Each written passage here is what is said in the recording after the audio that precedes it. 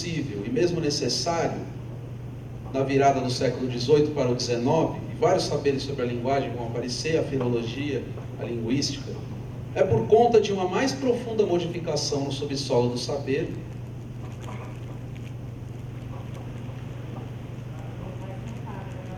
mas é então, porém, que surge inesperadamente um discurso oposto a esse que se estende por toda a ampla camada do saber moderno, o que ele denomina de contradiscurso da literatura. O estatuto dado a ela por Foucault é extremamente privilegiado. Apenas o discurso literário pode marcar, por exemplo, a passagem entre uma episteme e outra, dando-se pelo menos dois exemplos da condição limite da literatura. Então aqui ele está levando a cabo a ideia que o Blanchot tinha utilizado, né, de que a loucura era um índice da experiência do limite. Aqui o Foucault está dizendo, essa experiência do limite, ela eclode na escrita literária.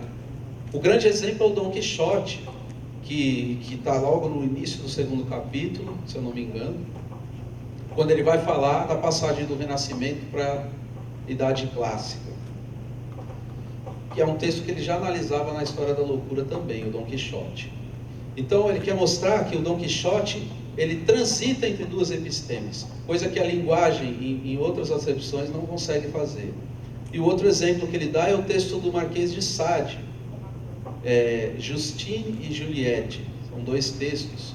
Ele coloca Justine no âmbito do saber clássico, ainda uma escrita libertina, e Juliette já no campo do saber moderno, e já uma escrita que diz respeito ao desejo e à sexualidade, que são concepções modernas. Então o Sade seria um índice da passagem da Idade Clássica para a Idade Moderna, segundo Foucault nesse texto. Eis a peculiaridade do texto literário. Nos exemplos de Cervantes e Sade, a literatura se encontra no limite entre duas epistemes, marcando uma passagem que também ocorrerá em outras esferas do saber. E a literatura se encontra também no limite da experiência discursiva moderna, pois no momento mesmo em que o homem, no sentido filosófico do termo, o sujeito de conhecimento, passa a existir como necessidade epistemológica, como elo entre linguagem e mundo, vemos-nos defrontados com essa outra linguagem, que não remete a um sujeito que a originou, pois só remete a seu próprio ser de linguagem. E aqui cabe utilizar um termo, que é o termo de dessubjetivação. A linguagem opera uma dessubjetivação da linguagem. É como se ela expelisse para fora do seu ser, enquanto linguagem, a figura desse sujeito. Mas a dessubjetivação é também uma forma de subjetivação. Ela é uma forma de agir sobre si, de tornar-se sujeito. Mas esse sujeito que o tornar-se sujeito da escrita literária impõe, esse sujeito efeito de uma experiência literária, não é mais o sujeito no sentido daquele que é o senhor da linguagem. Será que seria correto então guardar o mesmo termo sujeito para designar coisas tão distintas e até mesmo contraditórias? Por que Foucault irá dizer um dia que o seu tema sempre foi o tema do sujeito? De que sujeito se trata? Bom, na fase ética, no fim da obra do Foucault, a terceira fase, Foucault poderá se explicar melhor sobre isso.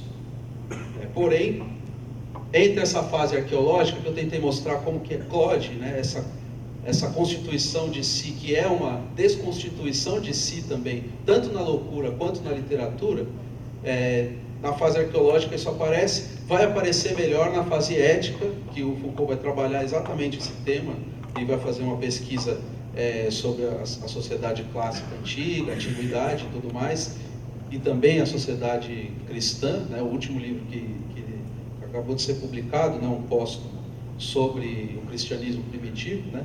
Mas existe uma fase intermediária entre essas duas. E aí eu não sei como está o tempo, aí tem tempo, dá para falar sobre...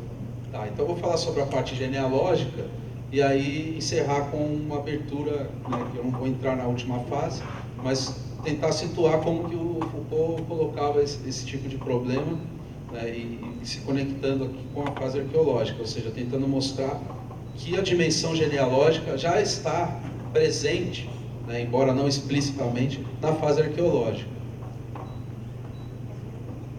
Bom, a partir da década de 70, Foucault irá introduzir a dimensão do poder em suas pesquisas. O poder, segundo ele, faz algo muito mais complexo do que meramente enclausurar, interditar ou impedir que os homens ajam de tal ou tal maneira. A frase bem famosa dele, ele diz que o poder incita, suscita e produz. Ele diz isso num texto de 77, que é chamado A Vida dos Homens Infames. É um texto bem famoso dessa década do Foucault. Ele já está na transição das análises do poder disciplinar para as análises do chamado biopoder. Esse texto, há muitos títulos valiosos, também é interessante por retomar, ainda que muito brevemente, o tema do nascimento da literatura. Mais de uma década depois de Foucault ter praticamente abandonado essa temática, retirando-a da centralidade de suas discussões posteriores ao ano de 66. Depois de 66, depois de ter escrito mais de 20 textos sobre a literatura e de ter colocado a literatura num lugar privilegiado das palavras e as coisas, o Foucault silencia sobre esse tema. Ele praticamente não fala mais sobre autores literários. Mas é que em 77, depois de discorrer sobre o que são esses homens infames, né, que são sujeitos que só são encontrados na história, no acaso de arquivos de internamento, de arquivos judiciários, né, em que se tem 2 ou 3 frases que remetem a uma ou outra pessoa, ou seja, pessoas que passariam anônimas para a história universal, na história universal, desculpa, um termo horroroso, né, mas que passariam anônimos para a história, né, que não tem importância efetiva, né, que não fizeram nada de importante, que não mereceriam constar em nenhum relato histórico, mas aparecem por acaso nesses arquivos de internamento. Esses são os infames, segundo Foucault, né?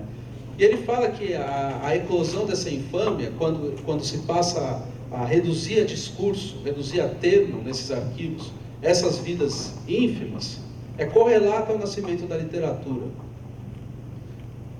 Foucault passa a se concentrar sobre outro núcleo de pesquisas na fase genealógica, em que as relações de poder seriam privilegiadas em detrimento da problemática da linguagem e, consequentemente, também da literatura. Porém, nesse texto, Foucault iria vincular o nascimento da literatura com acontecimentos políticos datados da passagem entre o século XVII e XVIII, momento em que, na cultura ocidental, passou-se a registrar nos arquivos as mais cotidianas e desimportantes condutas e atividades dos indivíduos, com os discursos jornalístico, médico-legal, com os arquivos de internamento, e com um exemplo que ele dá e prioriza nesse texto, que são as lettres de cachet. O que são as lettres de cachet?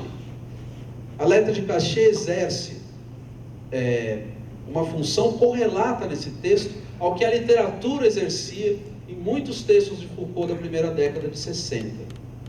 Trata-se de um exercício de linguagem através do qual o sujeito, os muitos sentidos do termo, aquele que é assujeitado pelo poder, aquele que é considerado o súdito do rei, que aqui a letra de cachet tem lugar na monarquia francesa, em francês sujeito também é o súdito, mas também aquele que é senhor desse discurso, e ainda o sujeito passivo do qual esse discurso fala, ele é o assunto, ele é o tema desse discurso, a palavra sujeito também tem essa acepção.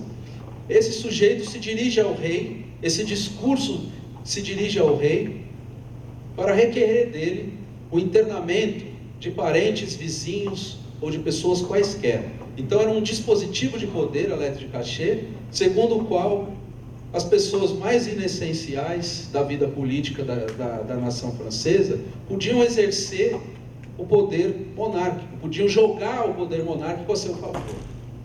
É uma espécie de precursor do que hoje são os pedidos de internamento voluntário, quando uma família quer internar um parente, um primo, enfim, que é usuário de drogas contumaz, ou um pródigo, enfim, por algum motivo, se faz um pedido de internamento voluntário. A família pode fazer esse pedido. É uma espécie de precursor disso lá na monarquia francesa. Pois bem, através desse dispositivo, um súdito qualquer poderia dirigir-se ao rei e, caso tivesse seu pedido atendido, poderia exercer, com relação ao seu próximo, um poder tão descomunal e autoritário quanto era o do próprio rei. Com a utilização da letra de cachê, qualquer um poderia exercer ou mesmo desfrutar de certo benefício propiciado pelo desigual exercício do poder que é característico de uma monarquia. Ora, o que Foucault propõe demonstrar, invocando esse exemplo, é que há um exercício do poder que circula também entre os súditos numa sociedade monárquica.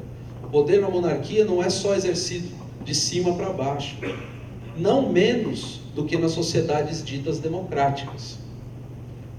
Então, ainda numa sociedade monárquica, o poder, segundo Foucault, vem de baixo. É isso que ele quer provar nesse texto. Além disso, também é um modo de demonstrar como o súdito, o sujeito pertencente ao rei, pode ele mesmo se tornar uma espécie de duplo do grande soberano, sujeito de direitos exemplificado na figura do rei. O rei é aquele sujeito que tem todos os direitos. E o súdito pode se identificar a esse sujeito soberano, caso ele saiba jogar as regras de uma sociedade monárquica. Além disso, esse texto de Foucault também propõe marcar a distinção entre duas ou três formas distintas de circulação do poder, as quais ele já assinalara com maior minúcia em Vigiar e Punir, que é um texto de 75, esse é a Vida dos Homens Infames, de 77. Foucault diz que durante a Idade Média, o mecanismo da confissão cristã, ele vai fazer a confissão cristã, para os leitores de Foucault, sabe-se que é um dos grandes temas dele, Ele estava escrevendo o último volume da História da Sexualidade, era sobre o tema da confissão, porque para ele a ideia da confissão, da extração da verdade de si do sujeito, é uma ideia que tem uma permanência muito longínqua na história ocidental. Mas existem modificações. Existe uma forma de confissão antiga, existe uma forma cristã do cristianismo primitivo, e que depois vai se modificar, e a letra de cachê é uma espécie de modificação dessa antiga confissão cristã. Qual é a diferença? A confissão cristã obrigava os indivíduos a pôr em discurso seus ínfimos acontecimentos cotidianos, sua vida secreta. Mas a confissão se perdia a partir do momento em que o confidente se calava. Ela não ficava registrada nos arquivos. A partir dos séculos 17 e 18, ao contrário, todo um conjunto de novos mecanismos de poder veio substituir os da Idade Média, momento em que aquelas particularidades insignificantes de cada um passaram a se depositar sobre os arquivos, dando origem a certo efeito de discurso. Foi aí que teve lugar, engajada no mesmo movimento histórico, a literatura, posicionada em meio a uma mesma e única estratégia política que atravessa os mecanismos discursivos. Então, o que é interessante aqui é notar que há uma permanência de uma problemática do que é a literatura, mas ela é completamente deslocada. Agora, não é mais a ideia de que a literatura faz aparecer o ser da linguagem. A ideia de que a literatura está entramada num jogo que é o da discursificação do cotidiano. O genealogista do poder, como passará a se denominar agora Foucault, estará mais preocupado com a relação estabelecida entre ínfimas existências ao longo da história e o poder, encontro que se poderia antever não apenas através da linguagem ou do discurso, pois tais existências estariam destinadas a passar sem rastro, não fossem aquelas breves palavras encontradas ao acaso nos dossiês de internamento. E ao buscar desvelar quais teriam sido as complexas relações políticas que fizeram nascer tais discursos tão singulares, na medida em que conjugam certas características que chamam a atenção a nós séculos depois, por sua força descritiva, por sua brevidade e por designar uma intervenção realmente à vida sobre aquelas vidas das quais falam, é que Foucault voltou à literatura, que havia desaparecido de suas análises. Mas, desta vez, para situar seu nascimento em meio à fulguração de uma nova estratégia política. E o que interessará a Foucault cada vez mais é o fato de que, do choque com o poder, esses homens que ele chama infames, sentiram a necessidade de escrever uma petição. Teve que passar pelo discurso, uma espécie de pequena microconfissão. Uma confissão nos termos da letra de cachê, Eis um exercício no qual o sujeito está presente em todos os seus sentidos. No sentido linguístico, a linguagem discursiva se apresenta como aquele que diz eu no texto, aquele que fala e também aquele de quem se fala. No sentido jurídico, o sujeito súdito se faz sujeito de direito, alguém que pode requerer algo do poder soberano. Enfim, no sentido filosófico, não estamos mais diante nem da concepção cartesiana, nem kantiana e nem fenomenológica de sujeito. O conceito filosófico de sujeito é reformulado, e essa reformulação é nela que se reconhece uma das grandes originalidades de Foucault. O sujeito é aquele que se constitui como sujeito num determinado complexo saber-poder. É aquele que joga com as regras políticas às quais está submetido e faz assim liberar uma força de autoafecção que o faz tornar-se quem ele é enquanto sujeito. Assim, mesmo na condição de súdito em uma monarquia, o sujeito pode, se ele souber jogar as regras, exercer poder sobre os demais sujeitos e, consequentemente, sobre si mesmo, afetando o modo de existência de sua sociedade e de si. Eis o modo como Foucault concebe as relações entre poder e subjetivação, entre assujeitamento ou sujeição, que se exerce externamente sobre o sujeito ou sobre o súdito, e subjetivação, esse exercício de si que é correlato ao exercício externo do poder sobre si. Então, o sujeito que se faz sujeito, porque ele é sujeitado pelo poder exterior, na medida em que ele joga esse jogo com o poder, ele também se constitui a si mesmo. Se nesse texto de 77, Foucault punha em questão essas pequenas confissões, esse mesmo tema da confissão já o ocupava desde há mais tempo e ocupará até o fim de sua vida. Com efeito, a confissão diz respeito a uma fala de si, através da qual o sujeito se expressa discursivamente. Essa fala se manifesta sob condições sempre específicas, é necessário um ritual para a confissão, e possui diversas formas através da história. A letra de cachê é um dos exemplos. Os arquivos policiais, judiciários, jornalísticos de hoje em dia são outro exemplo, onde se opera uma modificação, na medida em que também se modificaram as condições políticas em nossa sociedade. Na França, onde tinha lugar esse dispositivo político durante a monarquia, isso se modificou depois da Revolução. Passou a ter um lugar, um novo lugar, nesse novo modo de circulação, essas microconfissões cotidianas, algo correlato ao que ocorreu nos demais países ocidentais, e mesmo no Brasil de hoje em dia. Hoje, os arquivos judiciários estão cheios desses inquéritos, dessas confissões, que são a inquirição de testemunhas e coisas desse tipo. E mais ainda, mais cotidianamente, mais contemporaneamente, as redes sociais acabam sendo também um novo dispositivo de circulação dessas microconfissões cotidianas. Os estudos históricos de Foucault vão mais longe, no recuo histórico que ele faz para mostrar as transformações pelas quais passou esse dizer de si, esse falar de si. E uma questão que se coloca, por que justamente teve de haver uma discursificação da verdade de si?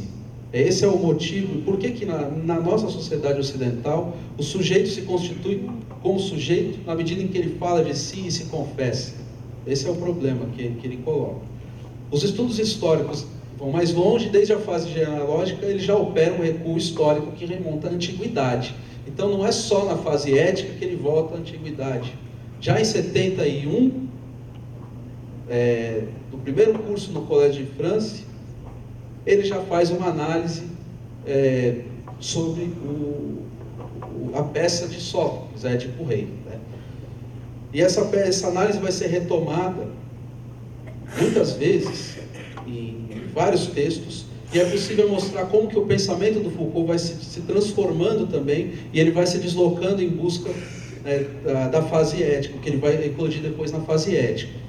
Existe uma leitura dessa peça também, na verdade, as formas jurídicas, a segunda conferência, de 73, se eu não me engano. E Na década de 80 vai haver outra leitura que abre o curso do Governo dos Vivos, e ali nesse curso já que se marca na obra do Foucault a passagem para a terceira fase, né? Então a leitura do Édipo, ela é importante para quem quer compreender melhor a passagem da fase genealógica para a fase ética na obra do Foucault. São várias leituras, embora elas sejam similares, mas as consequências que ele tira de cada uma delas vão se modificando.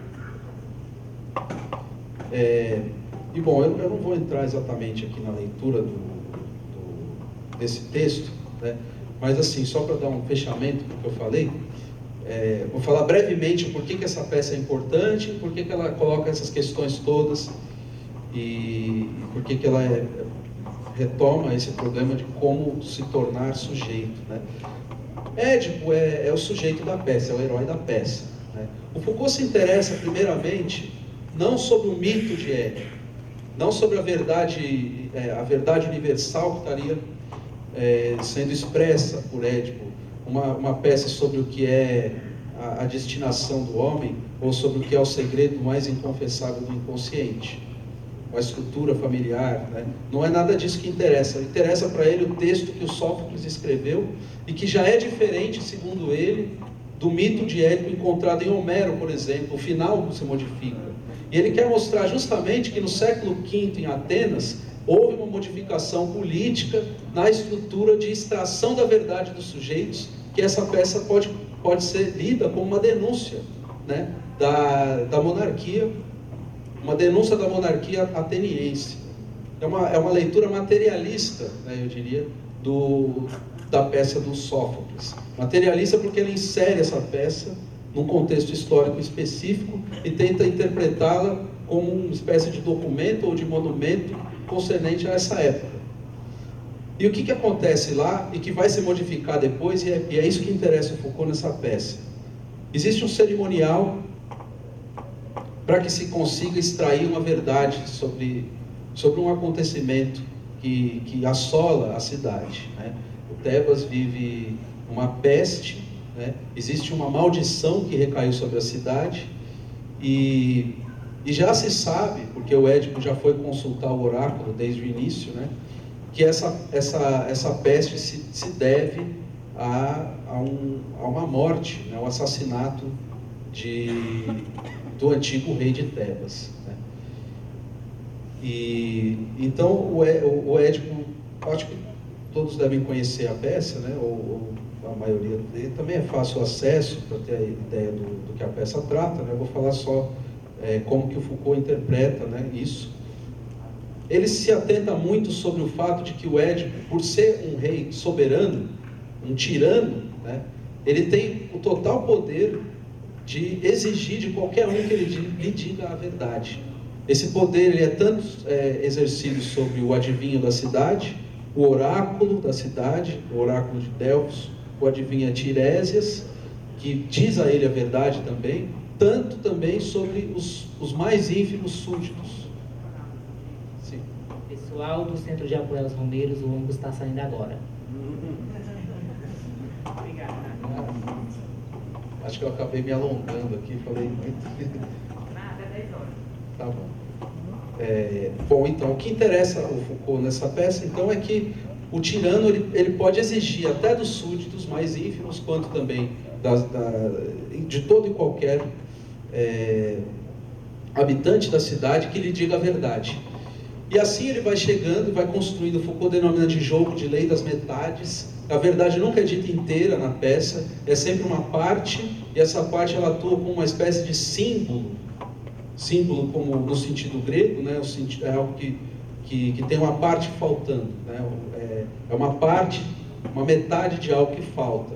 Então assim ele vai construindo essa verdade e vai construindo um grande inquérito até chegar no mais ínfimo dos pastores que habita longe da cidade, nos confins do reino, e diz que realmente ele viu uma criança sendo depositada para ele, que ele deixou essa criança no reino vizinho, e esse reino vizinho tem também um pastor que vive lá no limite, ele também é consultado, e assim ele vai construindo esse jogo até que a grande profecia que ele já sabe desde o início, né, de que ele vai matar o pai dele, é revelada e ele descobre então que de fato ele matou o seu próprio pai e que ele é a causa, né, dessa peste.